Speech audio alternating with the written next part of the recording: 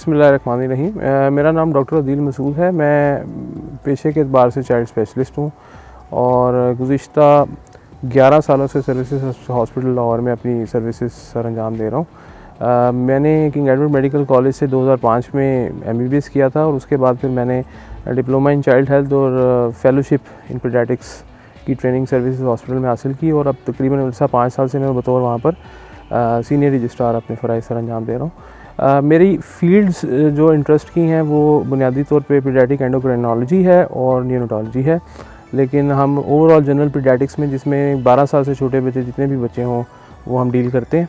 और इसमें तमाम किस्म की बीमारियां जिनमें नौमौलूद की बीमारियां, बड़े बच्चों की बीमारियां, छोटे बच्चों की बीमारियां, ये सारी हमारे इंटरेस्ट में और फील्ड में आती हैं।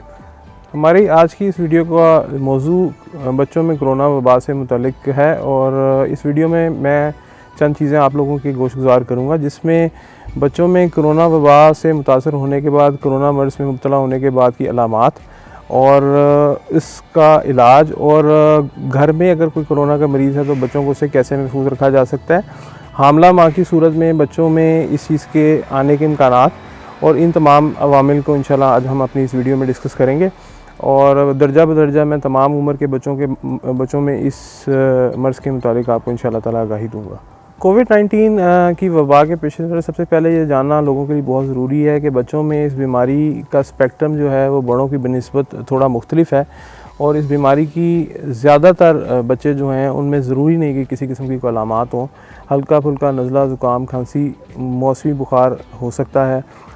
इस बीमारी से शरह अमवात भी दुनिया भर में बच्चों में बहुत कम देखी गई हैं। उसकी बुनियादी वजह यह है कि कोरोना से अमवात की बुनियादी वजह मर्ज़ में फेफड़ों का मुतासर होना है, जो कि अमूमी तौर पे 10 से 12 साल से छोटे बच्चों में फेफड़ों का मुतासर होना कोरोना वबा से बहुत कम देखा गया है और इसके बारे में इंटरनेशनल डाटा, चाइना की स्टडीज़ और दीगर डाटा मौजूद है जिसमें ये क्लेम किया गया है कि कोरोना वबा से बच्चों के मुतासर होने और शरह अमवात बहुत कम है एज़ कम्पेयर टू बड़े लोगों के। तो लेकिन ये ज़रूर देखा गया है कि कोरोना वबा में मुब्तला बच्चे जो हैं अगर अव्वल तो उनमें बहुत कम अलामात होती हैं और अगर अलामात ना हो तो इस लिहाज से ख़तरनाक है कि घर में मौजूद बड़े और बुज़ुर्गों को वो इस वबा में मुतासर कर सकते हैं और उनके ज़रिए उनको ये बीमारी फैल सकती है। ख़ुसूसन इस वबा से बचने के लिए सबसे ज़्यादा ज़रूरी ये है कि बच्चों में ओवर क्राउडिंग से गुरेज़ किया जाए। वबा के फैलने की सबसे ज़्यादा जो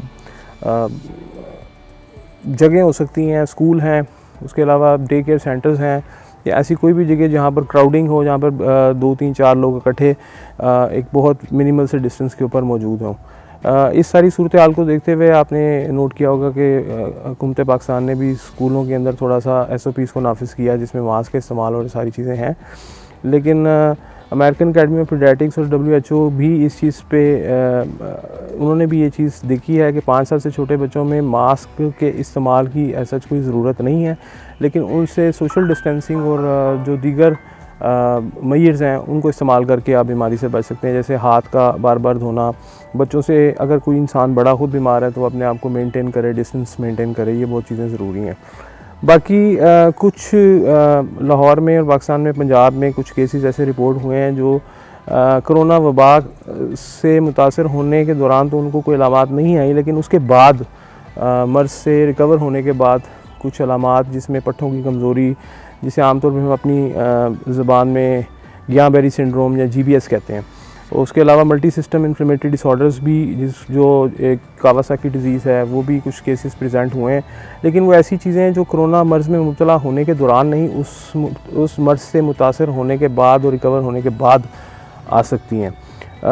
बाकी अमूमी तौर पे बच्चों को महफूज रखने के लिए उनको घर में मेंटेन करना, घर में रखना, ख़ुसूसन हल्के फुल्के नज़ले ज़ुकाम की सूरत में पैनाडोल की दवाई इस्तेमाल की जा सकती है, स्टीम दी जा सकती है बच्चों को, और इस किस्म की जनरल मेजर्स जिसमें आप अगर 1 साल से बड़ा बच्चा है तो आप शहद का इस्तेमाल भी कर सकते हैं। तो ये चीज़ें फ़ायदेमंद साबित हो सकती हैं। एक बहुत अहम सवाल जो कि अक्सर लोगों का कंसर्न भी है कि हामला ख़वातीन में कोरोना वबा से मुतासर होने की क्या शरह है और उस मुतासरा खातून से बच्चे में मर्ज़ के ट्रांसमिट होने की क्या शरह है। तो जो इस पर डाटा अवेलेबल है उसमें देखा गया है तकरीबन 3-3.5% इस चीज़ का इम्कान है कि अगर माँ हमल के आखिर में कोरोना वबा से मुतासर है तो तकरीबन 3-3.25% नौमौलूद बच्चे के अंदर भी ये मर्ज़ ट्रांसमिट हो सकता है, जो कि पैदाइशी नमूनिया के तौर पे आएगा। और उसकी अलामात आमतौर पे सारे चाइल्ड स्पेशलिस्ट जानते हैं, जिसको हम कंजेनिटल नमूनिया कहते हैं। इस मर्ज़ में बच्चा पैदाइशी तौर पे दुरुस्त तरीके से पैदा होगा, लेकिन उसके बाद उसकी सांस लेने में दुश्वारी होगी, सांस तेज़ होगा, बच्चा फीड नहीं ले पाएगा। ज़्यादा शदीद मर्ज़ की सूरत में बच्चे में नीलेपन की अलामात हो सकती हैं, और इसका इलाज के लिए ऐसे बच्चे को नर्सरी में दाखिल करके कुछ सपोर्टिव ट्रीटमेंट देनी पड़ सकती है, जिसमें सबसे अहम ऑक्सीजन है, और शदीद केसेस में वेंटिलेशन भी ज़रूरी हो सकती है। इस चीज़ के बारे में वर्ल्ड हेल्थ ऑर्गेनाइजेशन का ये कहना है कि मास्क और दीगर प्रोटेक्टिव स्ट्रेटजीज़ को इस्तेमाल करते हुए वालदा अगर कोरोना से मुतासिर है तो उसको चाहिए कि अपने बच्चे को तमाम हिफाजती तदाबीर के साथ अपना दूध ज़रूर पिलाए और इस नेमत से बच्चे को महरूम ना रखे। दूसरी सूरत में बड़े बच्चों में, जैसा कि मैंने पहले गुजारिश की है कि मर्ज़ का होना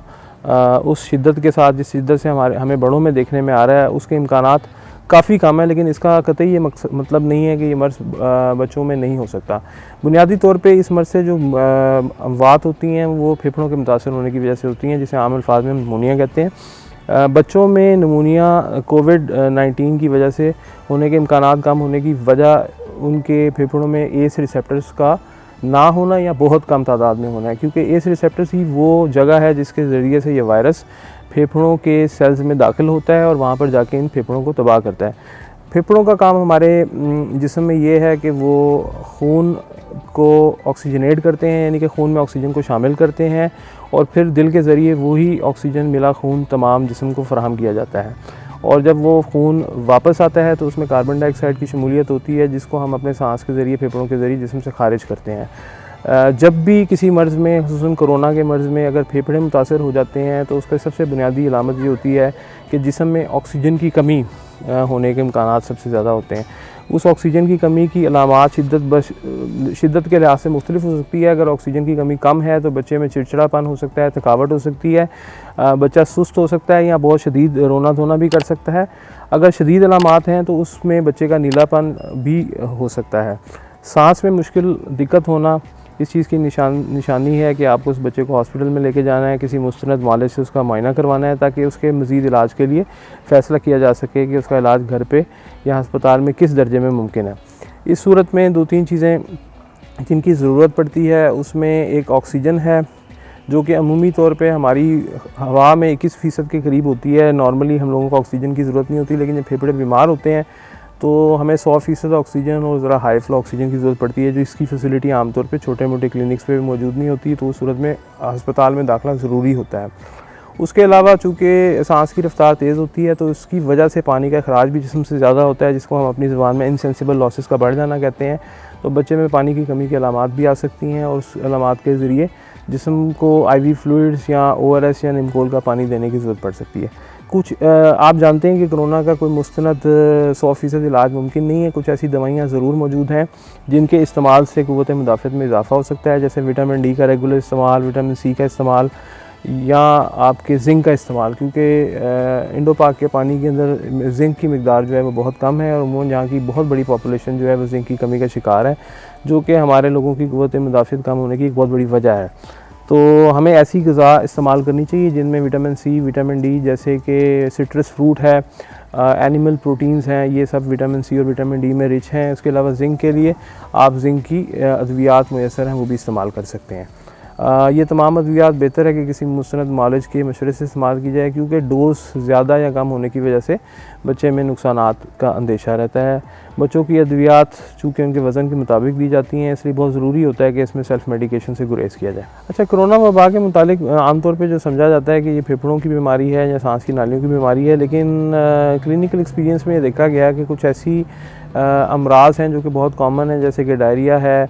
वो भी कोरोना से मुतासरा मरीज़ उन अलामात के साथ भी प्रेजेंट कर सकते हैं। इसलिए अगर सांस की अलामात ना हों या शुरू में बुनियादी तौर पर नज़ले की अलामात हों और बाद में कुछ लूज़ मोशन या इस किस्म की अलामात आ जाएँ, तो इसका कतई ये मतलब नहीं है कि उस मरीज़ को कोरोना नहीं हो सकता। उसके लिए अमूमन फिजिशियंस को और चाइल्ड स्पेशलिस्ट को चाहिए कि बड़ी हाई इंडेक्स ऑफ सस्पिशन रखें,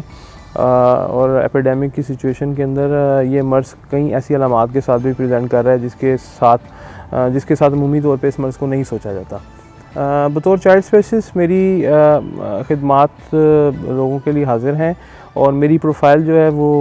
इंस्टा केयर के प्लेटफॉर्म पे मौजूद है। अगर आप लोग मुझसे बराह रास्त या ऑनलाइन कंसल्टेशन करना चाहते हैं तो आप इंस्टा केयर की ऐप पे जाके मेरी प्रोफाइल को चेक कर सकते हैं और मुझसे रब्ता कर सकते हैं। बहुत शुक्रिया।